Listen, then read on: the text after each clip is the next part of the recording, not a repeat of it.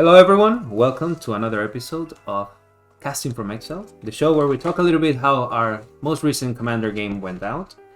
I'm your host, Luis. I'm accompanied with these beautiful people on the table. Today, I won again, which is fantastic. Funnily enough, the deck did much better than I expected because I put it together. I did spend a whole day on it, but I put it together very last minute. But it did what it had to, which is create a lot of tokens, buff them, and then just swing out. Unfortunately, I didn't get to show off the cool live game mechanics I had there. And the one-shot strategy I had with an artifact that I'm gonna be looking up while we discuss. But yeah, guys, what do you think? How do you think your decks did, and what could have gone better your way? Mine could have done a lot more. It did okay. It wasn't like the worst game that I've had with this deck, but I also didn't get anything particularly great. You were a threat for a while. I know, but I didn't get my Mask with Nexus at all. I didn't get the World Tree, which I could have at eventually had fun with. The threat. Yes, 100%. You know, I feel like that's good. I think I became the threat pretty early on because I had a big board, but then that board wipe really threw me back, and then you were a threat, Matt was, and then at the end, Louise was just what are we doing? Yeah, I mean, what a big force. That combo of Doomscar and then the Cosmic Intervention was crazy. That was crazy. And the thing that I was counting to see if I had enough mana for was this little card called Stormherd, exactly. And I was holding up the counterspell just for that. Yeah. So basically, this creates one white Pegasus creature tokens with flying, where X is my life total. Yeah. So I could have created at that point in time where I had it 36. Yeah, exactly. As soon as he said it, I'm like, I know exactly what that and card is. And then the other cards I was expecting to draw were specifically these two. Where basically is the Aven Gaggle Master or Gaggle Master, I don't know how to pronounce it.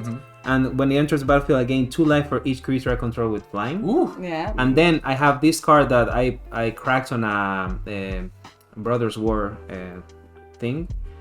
And it's called the Aetherflux Reservoir. You got the Aetherflux! Wow! Yeah, man. Nice. I want that card. I got the It's a good one. The bundle, and it came up on that one. Awesome. And then basically this one, I can pay 50 life and deal 50 damage to any target. Oh, wow. So okay. I was just and then just I pay 150 life and everyone. Yeah, Aetherflux is a good one. But yeah, no, I was happy that I got to play all the tokens towards when I was late into the construction of this deck. I started leaning more towards tokens because of white, of course. Yeah. And so yeah, it actually did much better than I expected. I was expecting for Matt here to then start swinging for 17 million every time. Right. So Matt, what was your misplay like? You said you had a misplay. There were 3 main ones. Okay. One was, if you remember right at the very beginning, I had to discard the card because I played Boris Garrison, and I discarded my board wipe that has flashback, but then you exiled my graveyard. That's tough. Yeah. So I couldn't have seen it coming, but it was very difficult to see coming. But yeah, that was very unfortunate. The second one was after my graveyard was exiled. I had Angel Power Ignition in it, which has flashback as well. So what I could have done is when I attacked Luis, I could have used the flashback on it Oh wow! to give him more damage. That probably killed him. Yeah, with how much? 2 damage? 2 extra damage, so 4 extra damage. Because it's double strike. It was double strike. Yeah. So it would have killed you. It would have actually killed him. Damn. To be honest, I had a massive misplay with the guild feeder because graveyards are public domain. I could have just said, "Hey, bro, how many cards do you have in your graveyard?" Yeah. And I would have realized very quickly that I didn't have enough to kill him, and I would have maybe milled him another 3 or something. I don't know. Probably might not have killed him, but then maybe someone else could have done something. But I think that was really good. The flying deck really did what it was supposed to do. Yeah, man. I mean, it feels kind of like cheating because no one else had flying, and I just look. I just wanted to make a spirit token deck.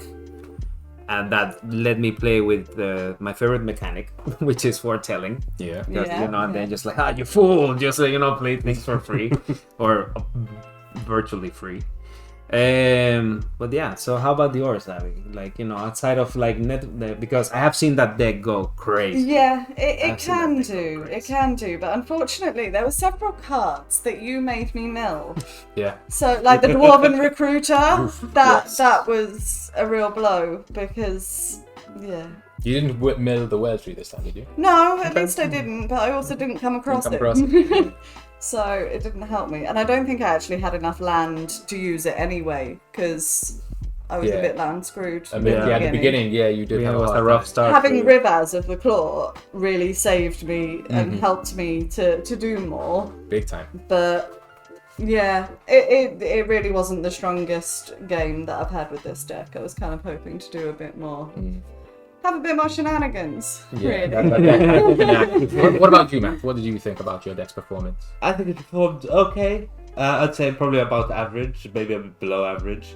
There were a few of my bread and butter cards that just didn't come out. While it usually has indestructibility from like Pretty relatively early on. early on in the game. Yeah. But overall, I think I did well with what I was given, aside from a couple of mistakes that I should have seen. Because even looking back at that Age of Fire Ignition mistake, Age of Fire Ignition gives lifelink. Oh, So I could have also healed for that amount as well. Yeah. Actually, I think I made a misplay with your creature. Because your creature also has lifelink, if I'm not mistaken. That angel. When I blocked your commander, I should have taken the angel that I just stole at the end, sort of. Okay. I think I should have gotten 3 life back for blocking, but I don't think it would have. Yeah, no, It's yeah, that guy, right? yeah, this one, He has lifelink, but 3. Is it? No, it has flying. Oh, he just has and flash and flying. That's Flash it. and Okay, then flying, never mind. I thought I had lifelink. Yeah, So- no, like there are some creatures that like and then gives lifelink to my other flyers. I know there's I mean, so many cards like angels have that. lifelink. It's like, oof. Yeah. But Yeah, yeah, I didn't get any of my kind of buffs. Like I've got loads of spells in here that like really cheap ones that are specific to tribes, for example. Like I mean, we saw the sliver one, yeah. which is brilliant with changelings, with my really low cost changelings that can come out easily. But like, yeah, I should have been able to give them haste, flying, all sorts, and I just didn't come across them. Yeah. No, it was really tough. Again, like base not only the land, but then it's just like we started targeting you because again we have Yeah. played multiple times against this deck, so we know that it can go like crazy. Oh yeah. We started like maybe not attacking as much, but like we were removing things by little by little, just like counter that thing, like no. Don't let it get a Yeah. foothold. But then Luis, out of nowhere, just bam, RKO. Yeah, man. Yeah. Hey, man. RKO. That's what Flying knockout. flying press. No, but I'm very happy. It was a really good game. A little bit on the long side compared to how we have done before. But I think all in all, Next everyone had time I'll fun. play Yoriko. Yeah. No, man, come on. Everyone wants to have fun. Yeah, full disclaimer, I hate the Joricho deck. I hate it with a passion. Everyone hates it. Yeah, for sure. But it's fun, it's fun. Matt, how was your first time on the show? Did you enjoy it? Oh yeah, that was really fun. Bit nervous, but overall fun. You did really good, man. You stated everything. You read out your cards. Yeah, that's the really main thing. good. Usually when I play, I just like Yeah, I do this. I do this. Yeah, So- yeah. Especially like when you have experience playing on the table. I have experienced it on my travel to the US. Just like everyone, like I had to ask them, like, hey, what does that card do? Because otherwise, just like, yeah, I played this one, and then this cascades, and just like, oh my god, what's happening? that's pretty much how I normally play. Yeah, when you go to your LGS and it's like, what's going on? Yeah, exactly. Just no, man. I just started a few weeks ago. Exactly. It's like Goo Goo Gaga. Read it for me, please. Just like yeah. But no, well, it was nice having you, man. Absolutely. Thank you for coming. We don't have one right now, but because you joined the show, we are gonna get you a ManaFest t-shirt. Hey. You're gonna just give us your size, and we will Will get do. one done for you.